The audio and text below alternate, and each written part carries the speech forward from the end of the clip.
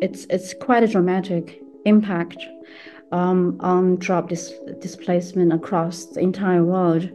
And according to a McKinsey studies, as much as 800 million jobs will be replaced due to automation by 2030.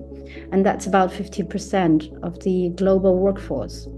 And also the International Monetary Fund, they claim that 40% of the global employment is actually exposed to AI, that including both low-skilled and highly skilled jobs. There are large losses in those traditional sectors and factory, commerce, and it's very naturally to see that firms reacted naturally to adopt to new technology, because in that way they could increase the productivity and efficiency to reduce costs. So in this transition process, new jobs are created. So it's very naturally to see that the fastest growing job, it's definitely AI and machine learning related area. And some reports said there is a possible expansion 40% in this area of work.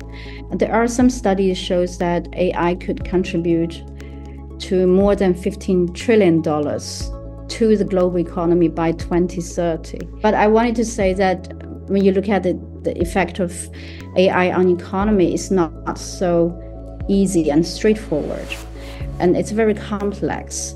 So because on the one hand, the automation can make increased productivity, which could eventually increase economic growth. But on the other hand, it will lead to job displacement. And this will in general also reduce aggregate consumption and income. There are studies showing that the ratio of the jobs that is replaced to jobs that are created, it's in the ratio of 10 to 1. So we see much more people are replaced by the AI than people who gain in new works. So for those who are impacted negatively in their career development, there are different possibilities, and the most likely possibility is that they will just be simply unemployed. There is definitely an increased poverty and inequality, because those people who are most likely to be displaced by automation are those already in the low paid and low skilled jobs, and we'll see that they will become even poorer.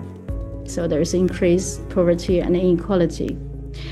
And as long as these people become more actually frustrated in their drastically decreasing economic situation, they will contribute to increased social unrest and also increased political polarization, because also the gap between the rich and the poor becomes wider, and then the risk of increased political polarization.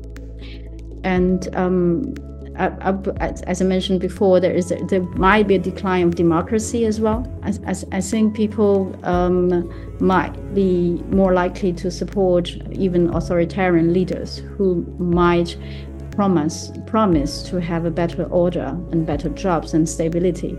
Vulnerable groups, they need support from the government. I think AI in general, I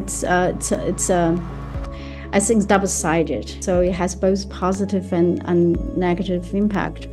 But I think if we could look more positively, we could also prepare those people and also prepare future labor force to be a better labor force for the future AI development.